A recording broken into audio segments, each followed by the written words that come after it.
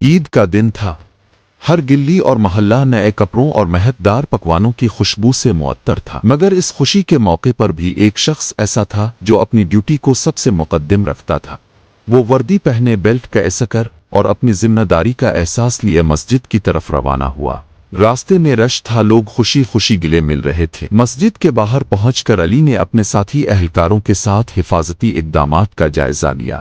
نماز کے دوران علی نے ایک مشکوک شخص کو مسجد کے قریب آتے دیکھا، جس کے رویے میں کچھ عجیب سا تھا۔ علی کی باریک بینی اور مستعدی کی بدولت وہ شخص پکڑا گیا جو مسجد کے نمازیوں کو نقصان پہنچانے کی کوشش میں تھا۔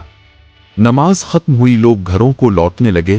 علی نے آسمان کی طرف دیکھا اور دل میں سوچا، میری عید میری ڈیوٹی ہے، میری خوشی میرے لوگوں کی حفاظت میں ہے۔ علی نے موبائل نکالا، ماں کو کال کی اور کہا، اماں ڈیوٹی ختم ہو گئی، اب آپ کے پاس آ رہا ہوں۔ یہ سنتے ہی ماں کی آواز آئی، بیٹا لیکن آتے ہوئے اپنے لیے سویاں لینا نہ بھولنا۔